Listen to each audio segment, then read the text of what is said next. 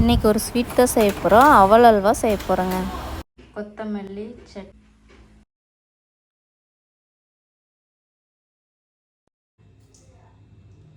எல்லாருக்கும் வணக்கங்க. இன்றைக்கி காலையிலேயே என்ன டிஃபன் செய்கிறேன், இன்றைக்கி ஒரு ஸ்வீட்டும் செய்ய போகிறேன். அதை எப்படி செய்யறதுன்னு பார்க்கலாம் வாங்க. இன்றைக்கி மதிய லஞ்சு, காலையில் டிஃபனு எல்லாமே சிம்பிளாக ஈஸியாக ரெடி பண்ண போகிறேன். காலையில் டிஃபனுக்கும் மதிய லஞ்சுக்கும் கொத்தமல்லி சட்னியும் ரசமும் சிம்பிளாக வைக்க போகிறேங்க. ஒரு 10-15 சின்ன வெங்காயத்தை இதில் போட்டுக்கலாம். பெரிய வெங்காயம் கூட சேர்த்துக்கலாம். நான் சின்ன வெங்காயம் சாப்பாட்டுக்கு செய்யறதுனால கொஞ்சம் சேர்த்தியே எடுத்துருக்கேன். கடலெண்ணெய் தான் யூஸ் பண்ண போகிறேன். கடலெண்ணெய் வந்து சூப்பராக டேஸ்ட்டாக இருக்கும். சட்னிக்கு ஒரு டேஸ்ட் கொடுக்கும். இது கூடவே ஒரு 4-5 பூண்டு சேர்த்துக்கலாங்க. இது நல்லா வதங்கட்டும். ஒரு பச்சை மிளகாய் போட்டுக்கிறேன். வெங்காயம் பாதி வதங்கிடுச்சு. இப்போ வந்து கடலைப்பருப்பு ஒரு டேபிள் ஸ்பூன் போட்டு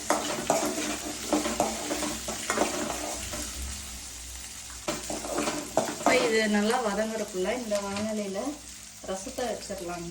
ரசம் ஏற்கனவே தக்காளி புளி போட்டு கொஞ்சோண்டு வேக வச்சு கரைச்சி வச்சுருக்கேன். இதை வந்து தாளிச்சுட்டு கொஞ்சமாக எண்ணெய் விட்டுட்டு கடுகு போட்டுக்கலாம். கருவேப்பிலை கொஞ்சம், ஒரு 3 வரமிளகாய் சேர்த்துட்டு பெருங்காயத்தூள் கொஞ்சம், பூண்டு சீரகம் தட்டி வச்சுருக்கேன், அதையே போட்டுருவேன். லைட்டாக அப்படி தட்டிட்டு நம்ம கரைச்சி வச்சு தக்காளி புளி தண்ணியை சேர்த்துடலாம். கொதிச்சா ரசம் ரெடி ஆயிடும். ரசத்துக்கு தேவையான உப்பை நான் போட்டுருவேன். அதுக்குள்ளே நம்ம வெங்காயம் தக்காளி நல்லா வதங்கிட்டு பாருங்க. இந்த அளவுக்கு நல்லா வதங்கிடுச்சு. நம்ம போட்ட கடலைப்பருப்பும் வதங்கிடுச்சு. இப்போ ஒரு ஸ்பூன் மல்லி போட்டுக்கலாம். வரமல்லி கொஞ்சமாக போட்டுக்கலாம்.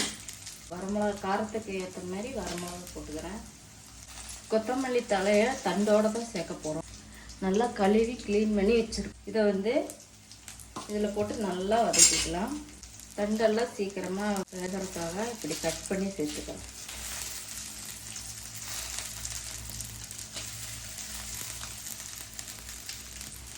தண்டோடு போட்டிங்கன்னா சட்னி சூப்பராக இருக்கும், டேஸ்ட்டாகவும் இருக்கும். நம்ம ஹோட்டல்லலாம் இந்த மாதிரி தான் தண்டோடு போட்டு கொடுப்பாங்க. சட்னி அவ்வளோ டேஸ்ட்டாக இருக்கும். நம்ம வெறும் கொத்தமல்லி தலை மட்டும் போடாங்க, இந்த மாதிரி தண்டோடு சேர்த்துக்குவாங்க.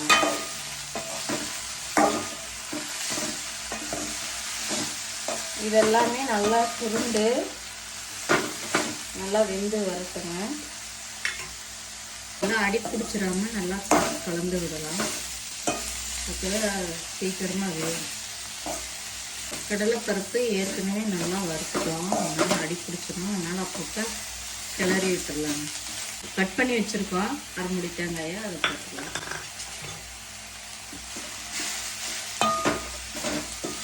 இதையும் சேர்ந்து இதோட நல்லா வதங்கட்டும்.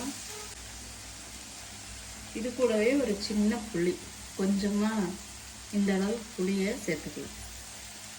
இந்த சட்னிக்கு தேவையான அளவு உப்பு போட்டுக்கலாம். கொஞ்சம் நேரம் ஒரு 2 நிமிஷம் வதங்கட்டும். அதுக்கப்புறம் ஸ்டவ் ஆஃப் பண்ணிவிட்டு ஆற வச்சு அரைச்சிக்கலாங்க. ரசம் கொதிச்சிருச்சு, ஆஃப் பண்ணிக்கலாம்.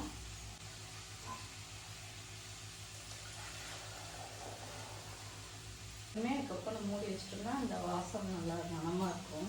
அவ்வளோதாங்க. நம்ம சீக்கிரமாக வேலைக்கு போகணும், டக்குன்னு ஏதாவது செய்யணும்னா இது மாதிரி ஏதோ ஒரு சட்னியோ ஏதோ ஒரு சாம்பாரோ வச்சுட்டு காலையிலேயும் ஆயிக்கும், மதியம் நைட்டுக்கு கூட இந்த சட்னியை வச்சு சாப்பிட்டுக்கலாம். ஏன்னா புளி போடுறதுனால கெட்டு போகாது.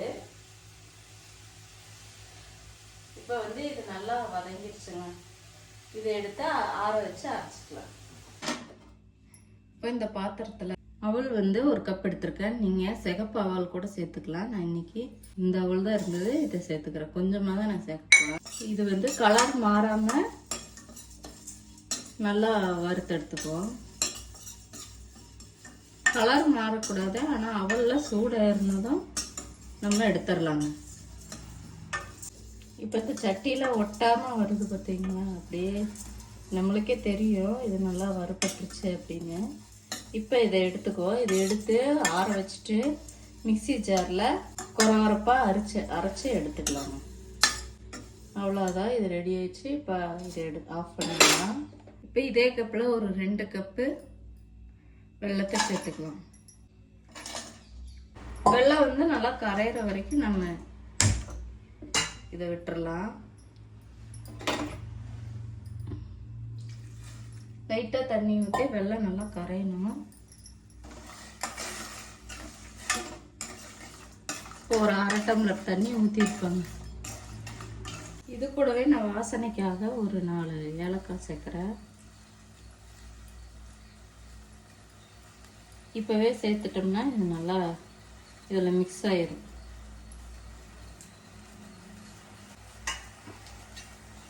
பாருங்க, அவல் நம்ம வறுத்த அவலை இந்த மாதிரி தருன்னு அரைச்சி எடுத்துக்கலாங்க. இப்போ நம்ம எப்படி அரைச்சாலும் இது நைஸாக வராது. இந்த மாதிரி தான் இருக்கும் ரவை மாதிரி. பாருங்க, பால் தேங்காய் பால் வந்து இந்த அளவு, ஒரு முழு தேங்காய்க்கு இந்த அளவு கிடச்சிருக்குது. இதில் நிறைய தண்ணி சேர்த்தோம்னா கொஞ்சம் கெட்டியாகவே இருக்குது. இந்த அளவு கெட்டியாகவே இருக்குது. இதில் வந்து நம்ம பொடிச்சு வச்சா அவளை சேர்த்துக்கலாங்க. இவ்வளோ பாலில் நம்ம கொஞ்சமாக சேர்க்குறோன்னு நினைக்க வேண்டாம். இது பாருங்கள், கொஞ்ச நேரத்துலேயே இந்த ரவையெல்லாம் இழுத்து கெட்டியான பதத்துக்கு வந்துடும். இதை நல்லா ஒரு மிக்ஸ் வச்சு கலந்து விட்டுருங்க.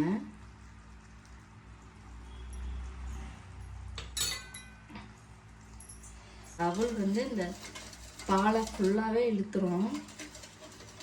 ஒரு 10 நிமிஷம் கழிச்சு பார்த்தோம்னா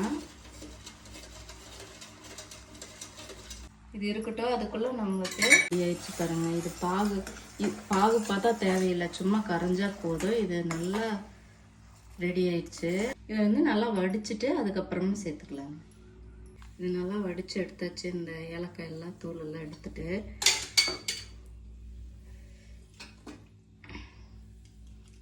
இது இந்த அளவு கெட்டி ஆயிடுச்சு பாருங்க. நம்ம ரவை கொஞ்சமாக தான் போட்டோம், அந்த அவல் வந்து கொஞ்சமாக தான் போட்டோம். இந்த அளவு கெட்டியாக வந்துருச்சு. இந்த பாகை திரும்பவும் இதுலேயே சேர்த்துடலாம். அவள் தேங்காய் பாலில் ஊற வச்சுருக்கோம், அதையும் இதுலேயே ஊற்றிடலாம்.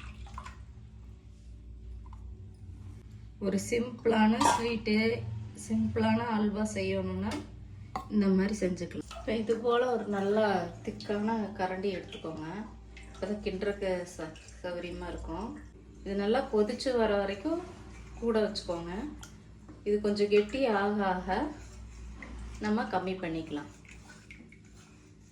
இதுக்கு நெய் கூட சேர்த்துக்கலாம் உங்களுக்கு விருப்பப்பட்டால்.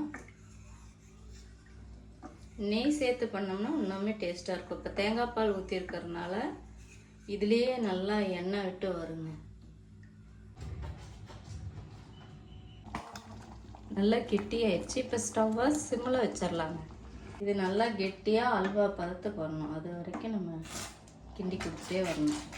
உங்களுக்கு இது நல்லா கலராக வேணும்னா நம்ம சிவப்பல்வல் எடுத்துட்டோம்னா நல்லா கலராக வரும்.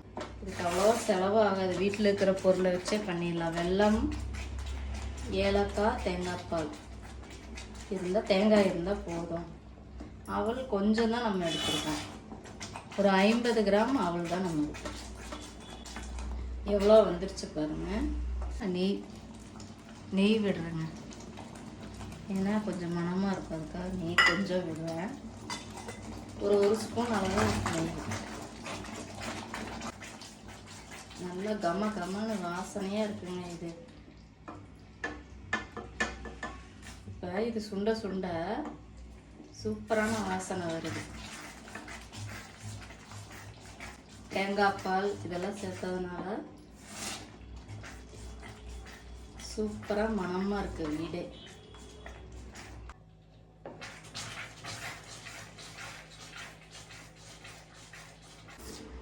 சிம்மிலேயே வச்சு கிண்டிட்டு வாங்க. காலையிலேயே கொஞ்சம் நேரமாக எழுந்திரிச்சு அது செஞ்சிடலாம். ரொம்ப சிம்பிள் தான். தேங்காய் பால் இதெல்லாம் ரெடி பண்ணி வச்சிட்டிங்கன்னா ரொம்பவுமே ஈஸி. டைம் எடுத்தாலும் சாப்பிட்றதுக்கு சூப்பராக இருக்குங்க. இது வந்து செகண்ட் ஸ்டேஜு. ஃபஸ்ட்டு வந்து நம்ம ரொம்பவுமே தண்ணி மாதிரி ஊற்றணும். இப்போ பாருங்கள், நல்லா கெட்டியாகி இந்த மாதிரி வந்துடுச்சு. இது வந்து கடாயில் ஒட்டாமல் வரணும், அதுதான் பதம். அப்போ நம்ம எடுத்துடலாம். பாருங்கள், இது ஃபுல்லாமே ரெடியாக இருக்கும். ஒரு 10 நிமிஷம் ஆகும். இப்போவே கொஞ்சம் ஒட்டாமல் தான் வருது. இது மேலே எண்ணெய் பிரிஞ்சு வந்ததுக்கப்புறம் நான் உங்களுக்கு காமிக்கிறேன்.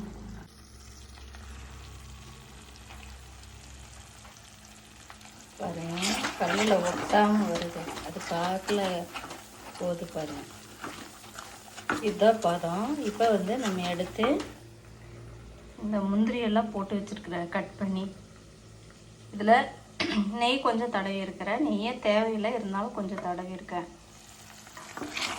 இந்த அல்வா வந்து இப்படி ஒட்டாமல், பாத்திரத்தில் ஒட்டாமல் வரணும். பாருங்க, எண்ணெயெல்லாம் எப்படி மிதந்துட்டு வருதுன்னு. தேங்காய் பாலில் இருக்கிற எண்ணெயும் நம்ம ஊற்றுற நெய்யும் நல்லா மிதந்துட்டு வருது பாருங்க. இந்த ஸ்டேஜில் நம்ம எடுத்துடலாம்.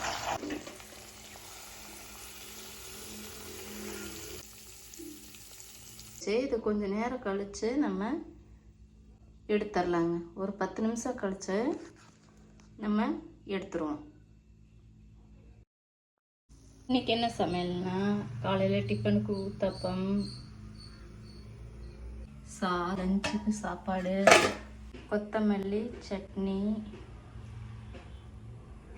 சூப்பரான கொத்தமல்லி சட்னி, ரசம், அப்படியே இன்றைக்கி ஒரு ஸ்வீட்டும் பண்ணியிருக்குங்க.